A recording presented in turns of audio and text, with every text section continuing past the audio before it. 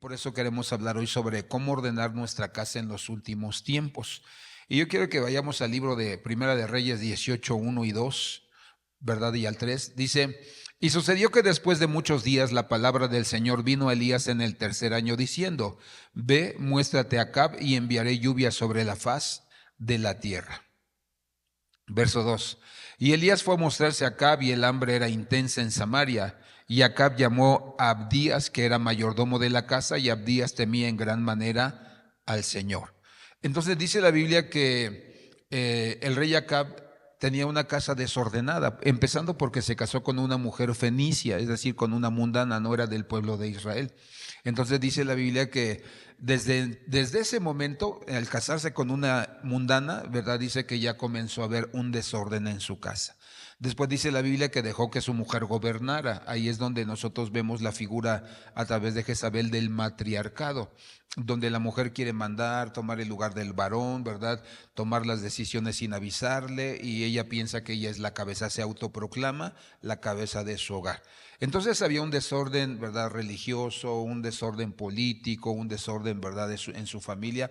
Y dice la Biblia dice que había un hombre llamado Abdías, que era el mayordomo de la casa, o el que se encargaba de mantener en cierta forma el orden dentro de la casa, pero al estar, ¿verdad?, el rey Acab y su esposa Jezabel fuera de la presencia de Dios, fuera del orden de Dios, del gobierno de Dios, pues así como dicen, hermano, ¿verdad? En mi pueblo estaba la casa patas para arriba, ¿verdad? De tal manera que no había orden, no había temor a Dios, y esto trajo graves consecuencias.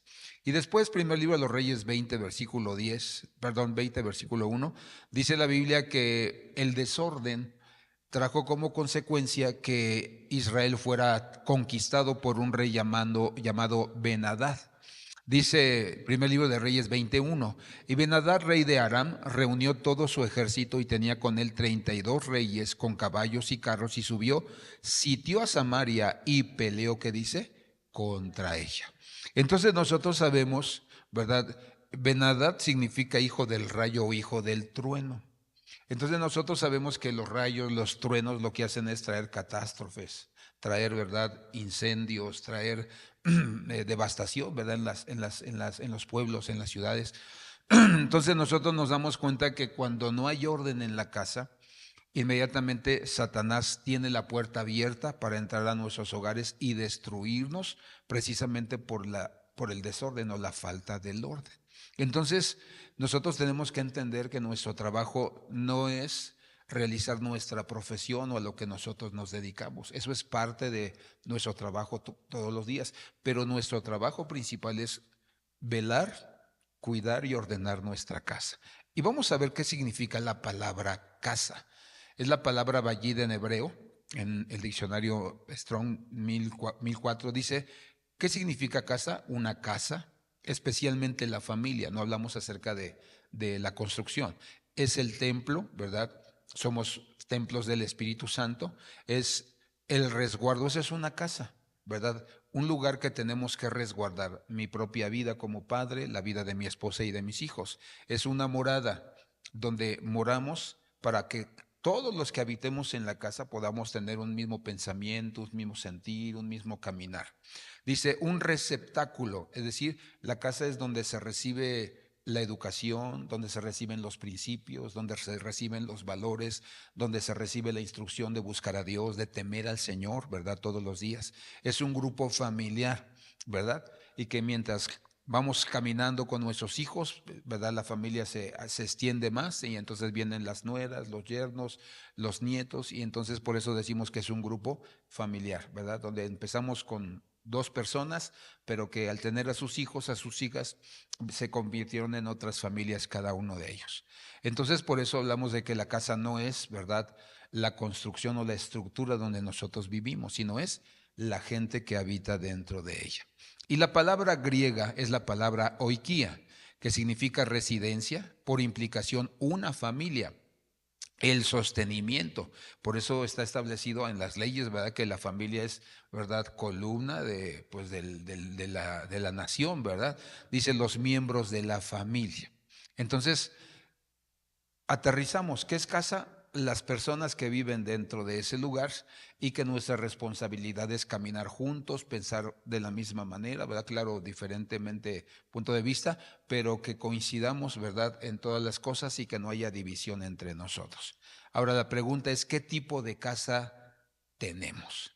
Y ese es el tema, ¿verdad? Vamos a ordenar nuestras casas y algunas de esas casas pues nos van a dejar ver algunas situaciones para que nosotros analicemos si nuestra casa a lo mejor no es una casa que glorifique a Dios o que camine en el temor del Señor. Y la primera casa que vamos a ver es la de Faraón, ¿verdad? ¿De qué nos habla la casa de Faraón? Dice Éxodo capítulo 1, versículo 11, ¿verdad? Dice, entonces pusieron sobre ellos capataces para oprimirlos con duros trabajos. Y edificaron para Faraón, dice, las ciudades de. Entonces, ahí vemos subrayado, ¿verdad? Dice que eran oprimidos y eran abusados, ¿verdad? En su trabajo, ¿verdad? Es decir, horarios como los que vivimos. Hoy vivimos eso, hermanos, ¿verdad? Horarios que agotan a las personas, ¿verdad? Horarios tan, hermano, desproporcionados, ¿verdad? Esos cambios de turno. ¿Cuál es el propósito de esos cambios de turno, hermano? Que las familias vivan en indiferencia, que vivan dispersados, que vivan, ¿verdad?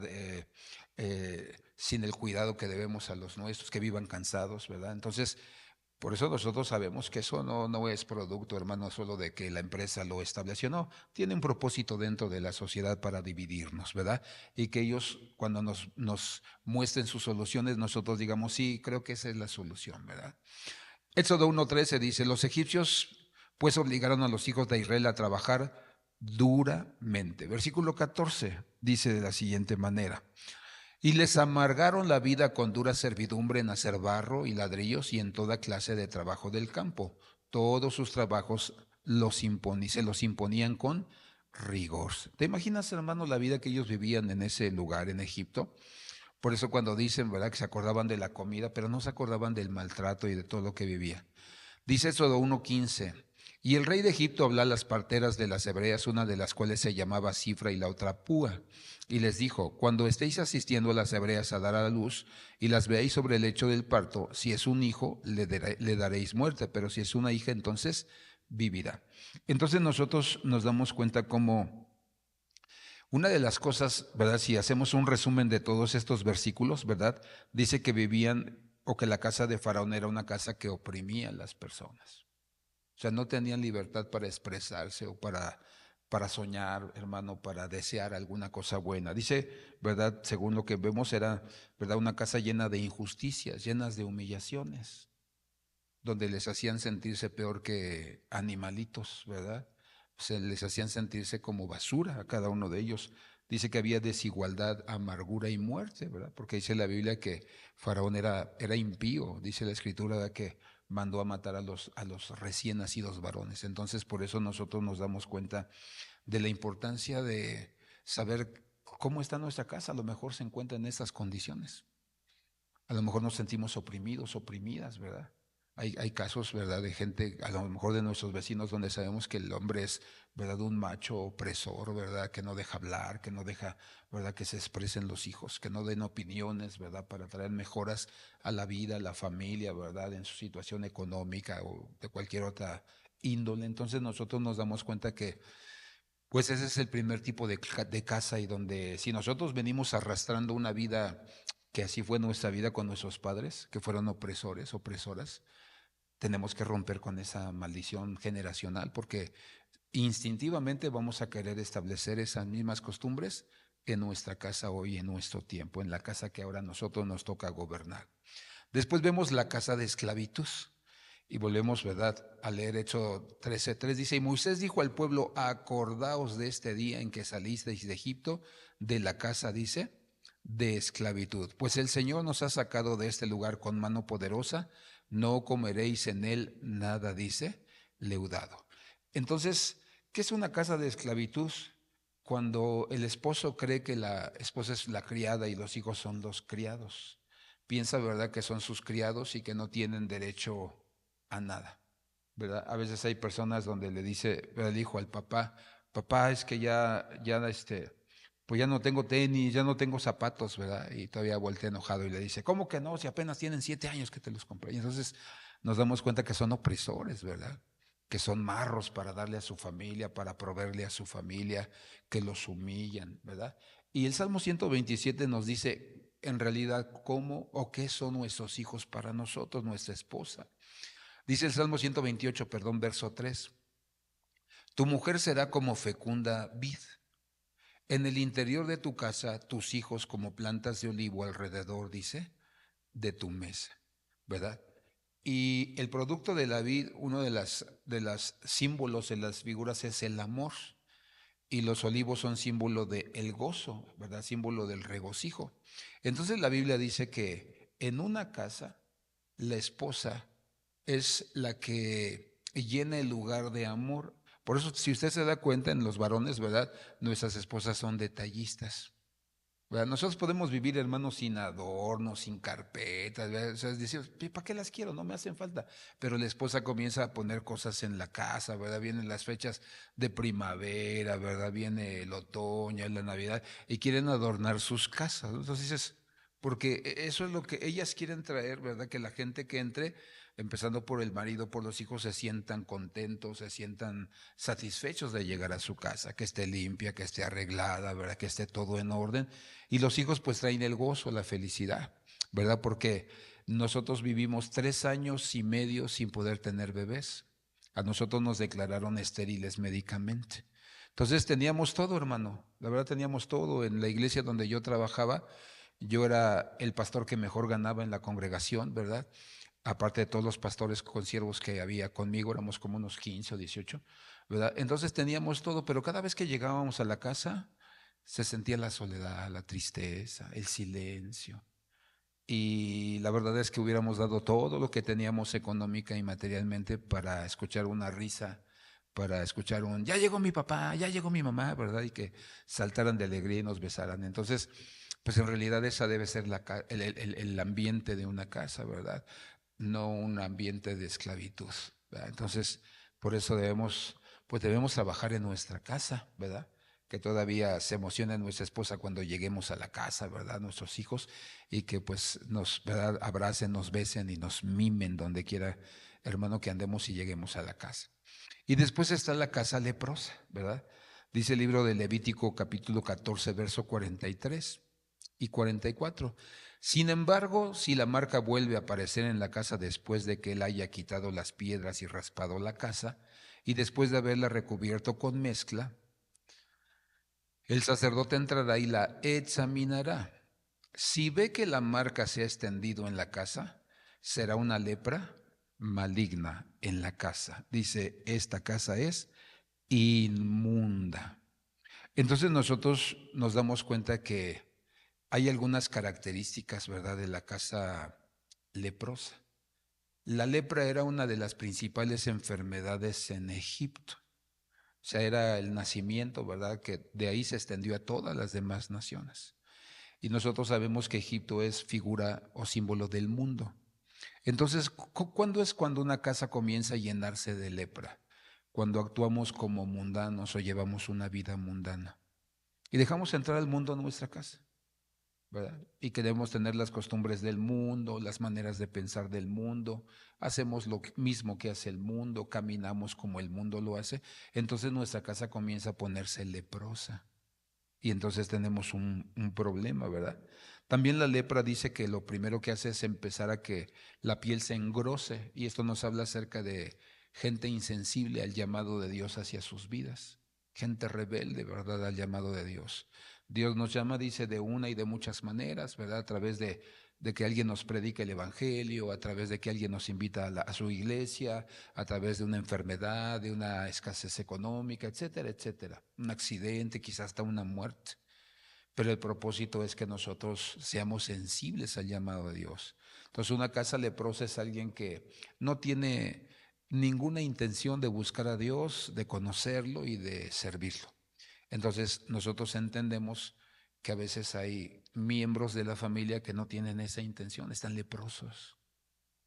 Pero dice la Biblia que había un remedio para la lepra y ahí está en el libro de Levítico. Entonces tenemos que clamar por esos miembros de la familia que que les gusta el mundo, que les gusta el pecado, no desecharlos y decir, Señor, ten compasión y misericordia de mi esposo, de mi esposa, de mi hijo, de mi hija, para que sea quitada la lepra de en medio de su vida. Y también dice que una de las características de la lepra es que les quitaba la vista, ¿verdad? Eran ciegos espirituales. Entonces hay gente, ¿verdad?, que en sus casas están pasando desgracias y no ven que es un trato de Dios, un llamado de Dios, y quieren hacer todo en sus fuerzas humanas, quieren ellos, ¿verdad? Piensan que por sus propios razonamientos van a poder resolver los problemas, y no. Cuando hay una situación difícil en la casa es tiempo de humillarse y decir, Señor, en realidad estamos ciegos espiritualmente. No habíamos visto nuestra necesidad, pero qué bueno que trajiste esta desgracia quizá, para que nosotros pudiéramos entender que quieres quitarnos la lepra, ¿verdad? Y dice que también la lepra comenzaba desde la cabeza. Y cuando hablamos de lepra en la cabeza, hablamos acerca de la soberbia, de la altivez en la vida de las personas. Esas personas que son soberbias, que no aceptan, hermano, su condición, que no quieren que les hagas ver su error, que no están caminando bien, son leprosos, están leprosos. Entonces, por eso nosotros tenemos que aprender a identificar si en nuestra vida a lo mejor entró la lepra. Entonces, tenemos que trabajar, ¿verdad? Y la lepra entra por el descuido. Descuidamos nuestra relación con Dios. Y después vemos la casa del desierto, ¿verdad? Es otra de las casas que nos enseña la Biblia. Dice, primer libro de Reyes 2:34. Entonces subió Benaía, hijo de Joiada, arremetió contra él y lo mató, y fue sepultado en su casa, donde dice, en el desierto. Y cuando hablamos acerca de el desierto, hablamos acerca de que hay casas llenas de soledad, hijos o esposa depresivos o padre depresivo, con problemas, ¿verdad?, de aceptación, sintiéndose menos que los demás, sintiéndose incapaz de hacer las cosas. Entonces, es un espíritu de soledad que invade la vida de las personas, ¿verdad? Y le creen más a lo que la gente dice, ¿verdad? Yo siempre, cuando alguien, ¿verdad?, se le ponen obstáculos o quieren truncar su avance, ¿verdad? Y dice, no, es que ya lo intenté, es que ya hice esto, ya no sé ni qué hacer, ¿verdad? Hay unos que dicen, ya más me falta pararme de cabeza, ¿verdad? Para ver si puedo hacerlo. Y yo siempre le digo, acuérdate de Alba Edison, ¿verdad? ¿Cuántas veces intentó hacer el foco, ¿verdad? Más de 1000 veces, ¿verdad? Entonces él no decía, ¿verdad? Tuve 1000 y tantos fracasos, sino él decía, ¿verdad? He aprendido 1000 y tantas maneras de cómo no hacer un foco. O sea, la visión, hermano, la perspectiva que tengamos de las situaciones nos va a hacer que nosotros vivamos sumergidos en la soledad o que siempre va a haber esperanza en Dios y en sus siervos y en su iglesia para que nosotros podamos salir victoriosos. Y después vemos la casa de Dagón. ¿Quién era Dagón? ¿Verdad? Dice la Biblia que Dagón era un dios de los filisteos que tenía cuerpo de pescado y rostro de hombre, ¿verdad? Y dice el libro de Crónicas 10:10, pusieron su armadura en la casa de sus dioses y clavaron su cabeza en la casa de ¿quién? De Dagón. Y entonces cuando hablamos acerca de la casa de Dagón, hablamos acerca de una característica del pescado. ¿A qué huele el pescado? Feo, ¿verdad? O sea, sabe muy rico, ¿verdad? Porque, hermano, cuando te echas tu mojarra, ¿verdad? Tus pescados rebozados, ¿verdad? Tu caldo de pescado, hermano, no, riquísimo. Pero el olor muchas veces nos asquea. Entonces estamos hablando que la casa de Dagón, ¿verdad? Es una casa que da mal olor. Y según, ¿verdad?, la Biblia habla acerca del mal olor. Y te voy a mencionar algunas características del mal olor. Uno de los ejemplos que nos da la Biblia del mal olor es que es gente traicionera, gente violenta, gente que le gusta engañar, gente desobediente, gente que deshonra a todas las personas, gente insensata, gente vanidosa, gente que roba, gente que es necia, gente que le gusta vivir una vida de mentiras y decir mentiras. Entonces nosotros nos damos cuenta que a veces nuestra casa puede estar llena de mal olor. ¿verdad? A lo mejor entras y huele bien, ¿verdad? Porque tienes un desodorante, ¿verdad?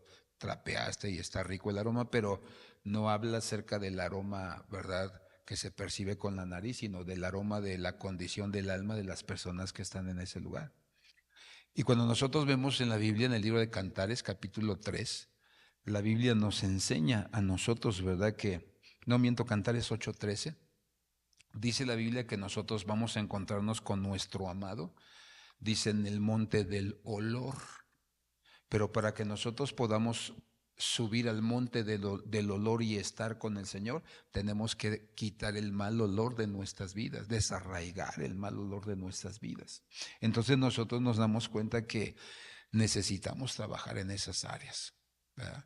Dice que la casa de Dagón estaba llena de mal olor. Entonces nosotros tenemos que trabajar en la traición, la violencia, el engaño, desobediencia, deshonra, insensatez, vanidad, robo, mentiras y necedad. Deben ser quitadas, desarraigadas de raíz de nuestros hogares, ¿verdad? De nuestras casas. Y después vemos la casa del impío, ¿verdad? Dice la Biblia en el libro de Proverbios capítulo 3, versículo 33, ¿qué hay en la casa del impío? Dice, la maldición del Señor está sobre la casa del impío, pero Él bendice la morada de quién? Del justo. Y una de las características del impío es que no hay piedad en su casa. No hay piedad, no se apiada, ¿verdad? Parece, hermano, un dictador, ¿verdad? Entonces no hay piedad. Dice que también no hay perdón, les cuesta trabajo perdonarse. Son orgullosos para pedir perdón. Dice que también hay falta de misericordia en esos hogares. ¿Y cuántas veces, hermano, muchos de nosotros venimos de hogares donde no había misericordia? Al primer error todo era golpes, hermano, descalificaciones, ¿verdad? Maldecir nuestras vidas. Entonces nosotros nos damos cuenta que a veces nosotros vivimos en una casa o en un ambiente de impiedad, ¿verdad? Y hay maltratos, ¿verdad? Entonces, eso es lo que hay en la casa de un impío. Y dice, bienaventurados los misericordiosos, porque ellos recibirán ¿qué? Misericordia. Y ahí en el capítulo 5 del libro de Mateo vas a ver, ¿verdad? Todas las, este, las bienaventuranzas, ¿verdad? Entonces, por eso nosotros debemos identificar si a lo mejor no hay ese tipo de ambiente dentro de nuestro hogar. Y si lo hay, no hay que condenarnos o autojuzgarnos, sino decir, Señor, yo estaba ciego, ¿verdad? Como aquel hombre, ¿verdad? Que le dijeron, ¿verdad? Este, ¿quién te sanó, verdad? Y dijo, no sé quién fue, pero lo que sí sé es que yo antes era ciego, pero ahora veo. Y lo que me importa no es quién me sanó, sino la condición de hoy, ¿verdad? En día, en medio de mi vida. Entonces, por eso nosotros nos damos cuenta de la importancia de poder ordenar nuestra casa, limpiar nuestra casa. Amén. ¿Por qué? Porque, hermano, dice por allá un dicho, ¿verdad? Que la condición de una casa refleja el estado del alma de una persona. Amén. Por eso tenemos que trabajar, ¿verdad? Si en nuestra casa entra humedad, ¿verdad? Hay que arreglarla lo más pronto posible, hay que pintar, ¿verdad? Si tenemos una mesa que la pata, ¿verdad? Se le aflojó, se le rompió, hay que actuar, ¿verdad? ¿Por qué? Porque nuestra casa refleja el estado, la condición de nuestra alma. Amén. Que por lo menos, yo me acuerdo que mi mamá tenía por costumbre que, hermano, cada fin de año teníamos que pintar la casa completamente, ¿verdad? Teníamos que tirar lo viejo. Mi mamá nunca fue de recoger cosas viejas y tenerlas ahí, ¿verdad? Sino que lo que ya no sirve, vámonos para la basura o bendice a alguien. Si está bueno todavía, ¿verdad? Regálalo, bendícelo, pero pues no que hermano, todavía hoy a mi edad tengo, ¿verdad? Amigos que todavía tienen el chalequito cuando eran bebés y entonces dices, o sea, ¿cuál es el caso? O sea, ¿cuál es el caso de eso? Y hoy en la actualidad, en la mentalidad de nuestros jóvenes, decimos, mira, ese es mi chalequito, que cuando yo era bebé y creemos que se van a alegrar nuestros hijos, decía, pues ya tíralo, ¿no? Ya te huele mal. Porque la mentalidad es así, ¿verdad? De que pensamos, queremos guardar basura, hermano. Pues sí, no, no. Yo me acuerdo cuando un tiempo aquí a alguien le surgió la gran idea de decir, no, hermano, vamos a juntar todo el PET, ¿verdad? Que salga de los talentos y vamos a juntar y vamos a sacar dinero de ahí, todo, ¿no? Y yo todavía en mi falta de ignorancia, ¿verdad? Más bien en mi ignorancia y falta de conocimiento, yo dije, no, pues a lo mejor sí lo pagan bien. No, hermano, ahí tenemos basurero, hermano, en todo el cubículo ahí, ¿verdad? Basurero, claro, bien acomodado y todo en bolsa y todo, ¿verdad? Pero ya cuando ya no cabía, ¿verdad? Lo fuimos a llevar aquí cerca de las torres y hermano, era un chorro. ¿Y sabes cuánto nos dieron? Creo que 100 pesos, 80 pesos. Entonces, casi que va, sáquense a volar, que va a tener basurero, hasta ratas, ¿verdad? Escorpiones, como decía la Paquita, ¿verdad? Todo eso, ¿verdad? Se puede hacer. Entonces, hay que ordenar la casa, hay que limpiarla. No hay que guardar, hermano, cosas que no sirven. Entonces, nuestra casa no debe estar en ninguna de estas condiciones. ¿Cómo debe estar nuestra casa? Primer libro de Samuel, capítulo 2, versículo 35, nos dice cuál debe ser la condición de nuestra casa. Dice, pero levantaré para mí un sacerdote fiel que hará conforme a los deseos de mi corazón y de qué? Y de mi alma. O sea, va a desear obedecer y hacer la voluntad del Señor. Y le edificaré una casa, ¿qué? Duradera. Y él andará siempre delante de mí, ungido, tomado de mi mano, con revelación, con entendimiento, sus hijos, sus nietos, sus bisnietos, sus tataranietos. Yo hablaba con mi mami estos días, ¿verdad? Que pues ya está grande, hermano, mi mamá ya 83 años, ¿verdad? Ya no puede moverse mucho, mi hermana por su trabajo y mis sobrinos, ¿verdad? Por sus actividades, pues no pueden sacarla, ¿verdad? Entonces también eso atrofia, ¿verdad? Sus movimientos, sus coyunturas. Entonces le hablé, ¿verdad? Porque dice el libro de Eclesiastés 12 que viene, hablas al final, ¿verdad? Sobre las características de la vejez. Y una de las cosas, ¿verdad? Que dice la Biblia en Eclesiastés 12 es que ya no tienen gusto por la música, ya no les alegra el corazón, o sea, vienen apagándose, apagándose, apagándose, hasta que se mueren. Ellos comienzan a desear la muerte. Entonces, yo me preocupé porque me llamó mi hermana y me dijo, oye, mi mamá está muy triste, ella me habló de que a lo mejor ya no le queda mucho tiempo y todo, ¿verdad? Y pues quiere que tú le hables, ¿verdad? Mi mamá y yo no vivimos mucho tiempo juntos, hermano, ¿verdad? En mi niñez vivimos con mi abuela, mi mamá pues prácticamente todo el tiempo trabajando pues para mantenernos, ¿no? Este, sí teníamos relación y todo, pero no había una amistad como padre, como madre y como hijo, ¿no? Ya cuando llegué a la adolescencia, pues de la misma manera, pues yo ya tenía otras inquietudes, otra manera de pensar, entonces nos veíamos más que el fin de semana y pues diario en la mañana, en la noche, ¿verdad? Y esta última vez que la vi en diciembre, ¿verdad? Una de las cosas cuando ella oraba, ¿verdad? Por mí, decía, pues yo le fui a pedir su bendición. Le dije, Señor, yo no sé si voy a volver a ver a mi mami o no, pero lo que sí quiero es que me bendiga antes de que parta contigo. Entonces fui y le expliqué, ¿verdad?, cuál era el propósito de la bendición. Le dije, y pues tiene que salir de tu corazón, ¿verdad? Yo te puedo decir que me bendigas y que me digas un chorro de cosas bonitas, pero no se trata de eso, sino de lo que en tu corazón va. Y una de las cosas que hoy ella oraba, decía, Señor, yo te pido que bendigas a mi hijo, que estés con él, porque yo casi no pude estar con él. Yo no tuve mucho tiempo de estar con él. Entonces yo decía, Señor, pues si mi mami está en esa condición, me acordé de Eclesiastés. Entonces yo le recordaba a ella y le decía, mira mamita, yo te doy gracias por todo lo que tú me diste, le diste a mis hermanas también. Le digo porque a lo mejor no estuviste cerca como hubiéramos querido nosotros o tú también, pero lo que sí sé es que tú nos formaste bien. No somos personas malas, no somos gente de mal, gente de vicios, gente rebelde a Dios, ¿no? Y le decía todo lo que nos había dado. Y le digo, y si hoy mi casa tiene temor del Señor, si mis hijos reciben amor, misericordia, es porque tú a mí me enseñaste cómo, ¿no? Claro, en sus formas de antes, ¿verdad? Pero no era mucho el apapacho, eso, de te quiero, ¿verdad? Entonces, yo le hacía ver eso y le digo, imagínate hasta dónde ha llegado tu influencia. Tú, buscando a Dios, nosotros, tus hijos, buscando a Dios, mis hijos buscando a Dios y ahora tus nietos, ¿verdad? Tus bisnietos buscando a Dios.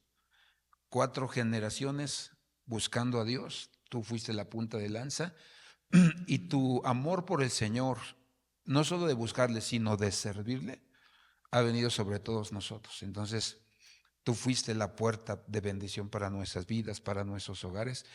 Y de una manera consciente o inconsciente tratamos de llevar nuestros hogares como tú nos enseñaste siempre, ordenados, disciplinados, no haciéndole mal al prójimo, amando a Dios y entregándole todo sin ninguna medida. Entonces, por eso nuestras casas, ¿verdad? Dice que deben ser duraderas. Estás hablando acerca de que cada una de nuestras generaciones tienen que ser generaciones que agraden a Dios, que honren a Dios. Por eso hay que orar por nuestros hijos, hermano, por nuestro esposo, nuestra esposa. Si no tienen el mismo sentir y el deseo de buscar a Dios, no los juzguemos, pero tampoco pidamos bendición para ellos. Pidamos que Dios trate con ellos, que Dios les quebrante, que Dios quite toda confianza en la carne, en sus propias, hermano, obras, en sus propios razonamientos humanos, y que el mayor deseo de ellos sea buscar a Dios con todo su corazón. Amén. Y ora por ellos, ¿verdad? Y si es tu esposo o tu esposa, ahí cuando esté dormido, dormida, pon tu mano sobre su cabecita y comienza a orar, Señor, trae un deseo por tu presencia, trae entendimiento, trae descanso sobre su vida, Señor, ¿verdad?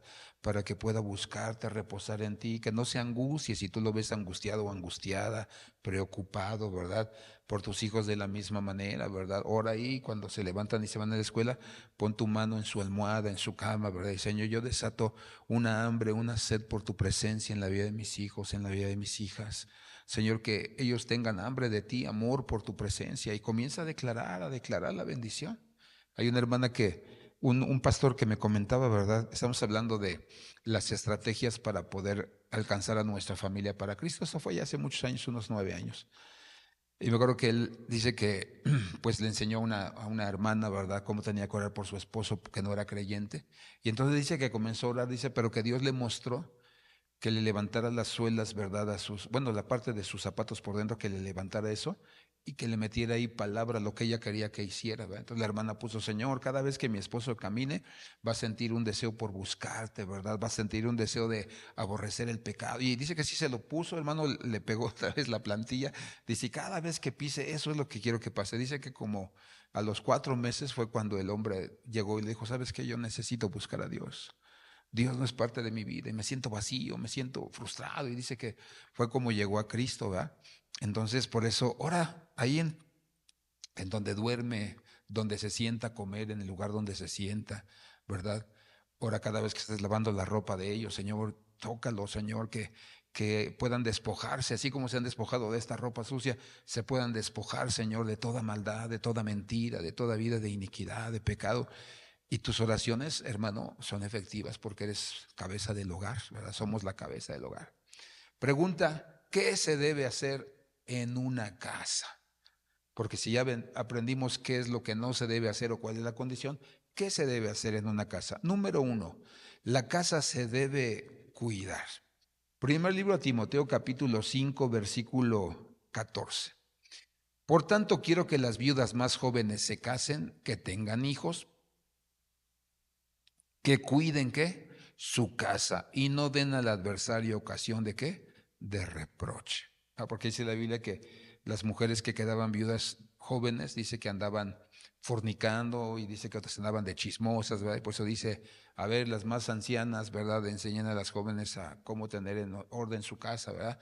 Para que no anden de chismosas, de intrigosas, ¿verdad? Entonces, dice la Biblia que se debe de cuidar la casa, ¿verdad? Es decir, ¿cómo cuidamos la casa? Cada miembro tiene una necesidad diferente. Por eso tenemos que tener un tiempo de calidad con cada uno de ellos. ¿Sí me explico? Y enseñarle a nuestros hijos, a nuestra esposa, a nuestro esposo. Cuando tú tengas un problema, una necesidad, acuérdate, tienes que venir, exprésame tu situación. Si es de dificultad, todo tiene solución en esta vida. Entonces, no te atemorices, no te espantes. Vemos cómo le vamos a hacer, pero no te quedes callado o angustiado o angustiada, ¿verdad? Viviendo viviendo tus propias luchas, cuando hay gente que te puede ayudar, que te puede dar soluciones, ¿verdad? Entonces a cada persona se le trata de diferente manera, ¿verdad? Entonces así es como debemos nosotros cuidar. ¿Qué más se debe hacer en una casa? Se debe gobernar. Primer libro de Timoteo capítulo 3 versículo 4 nos dice lo siguiente: que gobierne bien su casa, teniendo a sus hijos sujetos con toda dignidad. Entonces, esto implica, hermano, cuando nosotros gobernamos a nuestros hijos o nuestra casa, implica, número uno, enseñarles. Nosotros no podemos exigirle a nuestra familia algo que nosotros no les hemos enseñado. Y ya que lo enseñaste, viene la segunda etapa, la disciplina. Yo tengo que disciplinar a mis hijos cuando ellos, una vez que yo les enseñé la diferencia entre lo bueno y lo malo, entre lo que deben hacer y lo que no deben hacer, pero ellos dieron por el lado de desobedecer, hay que disciplinar. ¿Por qué? Porque es la única manera en que ellos puedan aprender pues a ser obedientes y a honrarnos. ¿Por qué? Proverbios 22, versículo 6 dice: enseña al niño el camino en que debe andar, y aun cuando sea viejo no se apartará de él. Es decir, si tú lo corriges a tiempo, cuando sea grande no va a tener problemas, no va a tener dificultades, porque aprendió desde pequeño, porque nos dimos el tiempo para enseñarles. Pero ahí habla de enseñar, ¿verdad? Pero después habla de disciplinar, 22:15 de Proverbios. La necedad está ligada al corazón del niño. O sea, el niño por naturaleza es necio, quiere hacer su voluntad. Es nuestra naturaleza humana heredada de Adán y de Eva. Pero dice, la vara de la disciplina la alejará, ¿qué dice? De él, ¿verdad? Es decir, si tú disciplinas, lo vas a alejar, ¿verdad? De esa actitud de desobediencia, de retarte, de faltarte al respeto. Porque cuando, hermano, llega a suceder que hay padres que a veces han venido a la iglesia y me han dicho, es que mis hijos, ¿verdad? Mi hijo, mi hija, estaba yo con él, con ella, discutiendo y se me levantó y ya me quería pegar o me pegó, ¿verdad? Y se ponen a llorar, ¿verdad? Y piensan que uno los va a consolar, ay, pobrecito, pobrecita, y les dice uno, pues hermano, es que fallaste. O sea, no obedeciste lo que dice la Biblia, que tenías que enseñarlo. Y el respeto se enseña, la honra se enseña. Y cuando veías que no lo hacía, no lo disciplinabas, se la pasabas. Entonces, ¿quién tiene la culpa? Tu hijo, tú. O sea, tu hijo pues, es un rebelde primera, pero quien tiene la culpa eres tú. ¿Por qué? Porque no disciplinaste a tiempo. Por eso dice aquel dicho, árbol torcido no se endereza jamás. Solamente Cristo puede hacerlo, nadie más. Ni los mejores psicólogos, no, nadie puede cambiarnos, ¿verdad? Ni los mejores mentores. Es el Espíritu Santo, es Cristo, su palabra, quien nos puede enderezar. Por eso debemos de aprender, hermano, a gobernar nuestra casa. Y Eclesiastés 8:11 dice, como la sentencia contra una mala obra no se ejecuta enseguida, por eso el corazón de los hijos de los hombres está en ellos entregado enteramente a hacer ¿qué? El mal. Entonces, cuando tú no pones disciplina, cuando tú no disciplinas, entonces, hermano, pues van a estar haciendo lo malo y se van a reír y a burlar de ti, ¿verdad? Imagínate que aquí, por ejemplo, hay una regla en mi casa, que no puede haber nadie fuera de mi casa hasta después de las 9 de la noche, a menos que sea cuestión tarea, compromiso, etcétera, etcétera. Pero imagínate que un hijo mío me reta y me dice, imagínate que Yair me reta y le vale y dice, oh, llego a las 10, acabo, traigo llave. Entonces, cuál va a ser la disciplina? Ya no le puedo pegar, ¿verdad? Ya no le puedo pegar, se va a voltear y me va a dar uno, ¿verdad? Y a lo mejor me lo dará y me lo somato, ¿verdad? Me lo someto, ¿verdad? Pero, ¿cuál va a ser la disciplina? Si quieres vivir aquí, tienes que someterte, ¿verdad?, a las órdenes. Entonces, me retas, primer paso, cambio la combinación, ¿verdad?, de la entrada de la casa. Segunda cosa, ¿verdad?, está prohibido que a él se le dé de comer, que a él se le dé la ropa, ¿verdad? ¿Quieres vivir tu vida? ¿Quieres realmente retarme? Bueno, yo te reto a que retes a todo el mundo que te queda allá afuera, ¿verdad? Y yo soy de esos hermanos, si a mí un hijo me hace eso, yo sí, ¿verdad? Me faltaste al respeto, quisiste ponerte el tú por tú conmigo, porque luego hay unas mamás, hermano, pero de verdad no sé qué tiene en la cabeza, que el hijo le está gritando al papá y quiere golpear y todavía la mamá, no, no le pegues, no le pegues, me voy de la casa con él. Oye, hermano, ¿qué te pasa? O sea, debes de disciplinar, debes honrar a tu marido, a tu mujer. ¿Sí me explico? Entonces, no, hermano, si a mí me hace eso mi hijo, ¿verdad?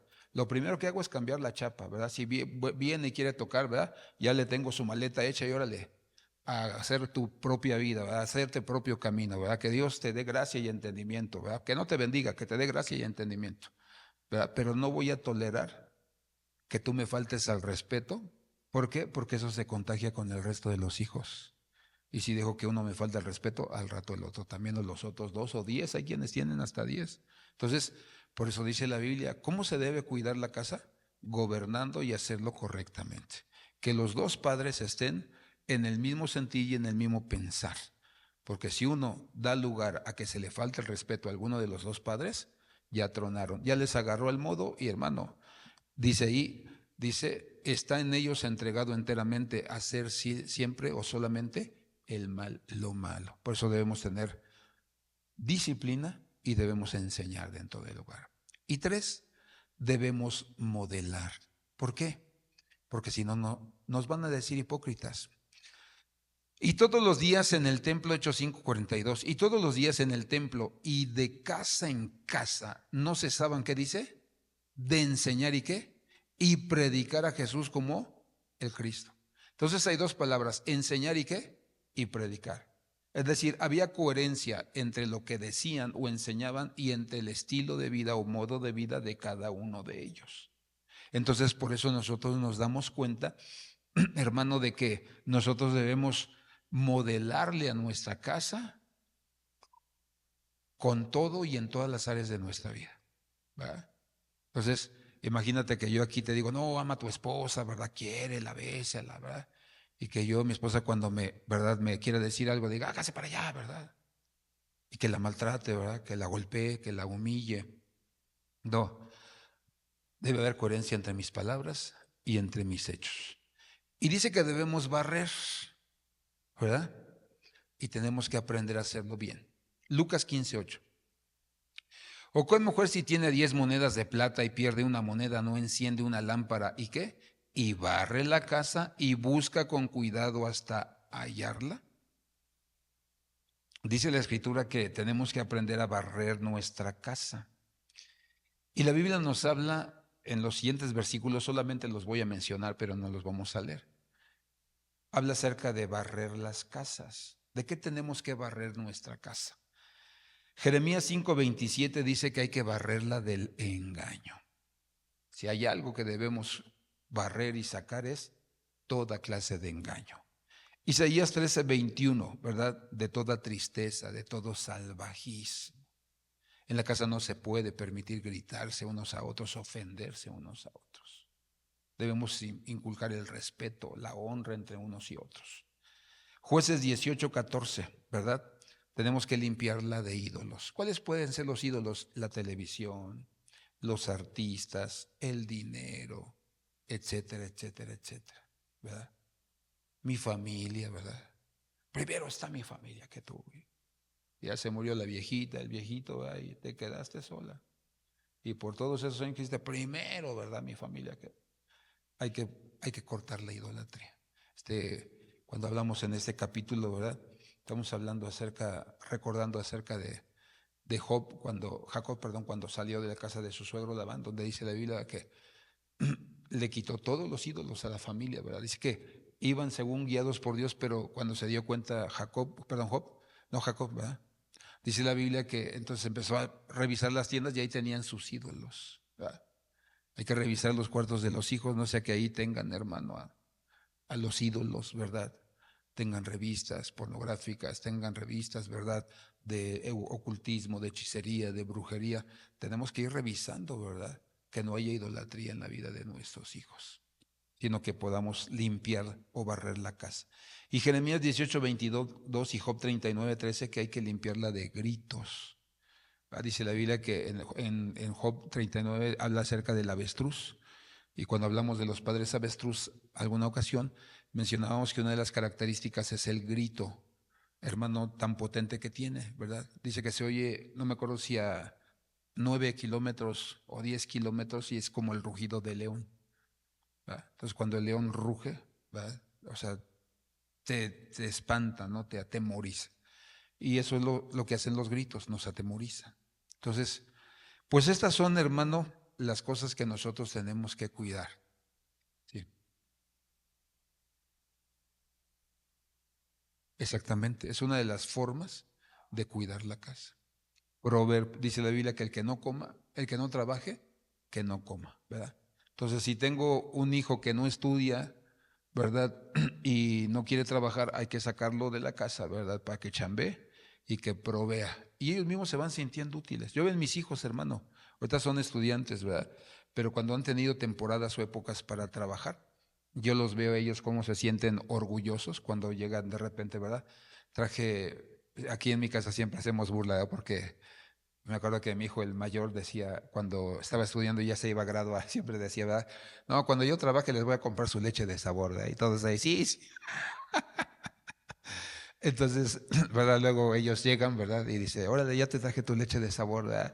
O compran, hermano, alguna cosa, o la cena. Entonces, eso los hace sentirse ellos útiles, que están alcanzando algo, que están logrando algo, ¿verdad? Y entonces es cuando uno dice, sí hay que inyectarle la cultura del trabajo, de ser proveedores, y más si son varones, porque ellos van a proveer en un hogar el día de mañana, ¿verdad? Entonces la mamá no debe estar dándoles el dinero, ¿verdad? Porque la mamá hasta le quita el gasto para darle al hijo flojo, a la hija floja, ¿verdad? Y luego ya ni les alcanza, y todavía se atreve la mujer a decir al marido, es que no sirves para nada, no nos alcanza, es una miseria lo que nos das. No, cuidado, hermano, con eso, porque eso trae juicio de parte de Dios sobre la mamá que así se porta. Ay, ¿verdad? ¿De qué te enojas? Si solamente era una olla de comida, ¿verdad? Hacemos otra. Y luego para acabarla ni cocinar quiere. Entonces, ahí es verdad donde dices, o sea, ¿cómo? No, tiene que haber, ¿verdad? Ya a mis hijos siempre les he dicho que no hemos comido nadie, no vamos a comer ahorita más al rato, pero acuérdense, la comida es para las 4 personas que estamos aquí. O sea, no te pases de lanza. ¿Por qué? Porque a lo mejor nos da tiempo de comer a la noche, ya no está abierto nada, y pues ¿dónde vas a comprar, no?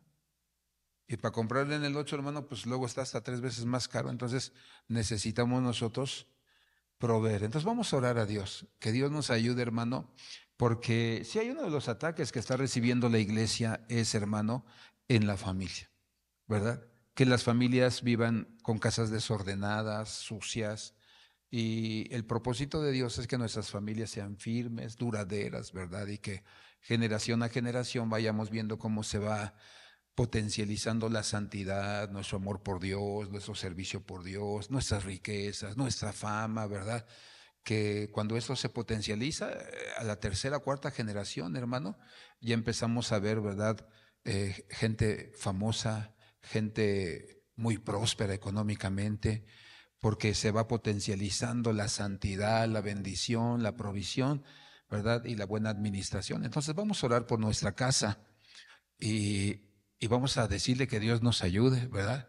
Dile, ayúdame, Señor, ¿verdad? Como esposo, como esposa, a mantenerme firme, a valorar a mi esposa, a mi esposo, ¿verdad? Ayúdame a amar a mis hijos, ¿verdad? Ayúdame a enseñarlos, a modelarles, ¿verdad? Ayúdame a orar por Dani, Señor, ¿verdad? Que se componga. Pero vamos a orar a Dios, que Dios tome cada una de nuestras vidas. Si tu hijo más difícil, o si hay uno, hijo o hija, esposo, esposa, que no se ha convertido, Señor, clama por él ahorita. Padre, te damos gracias en esta hora, en el nombre de Jesús.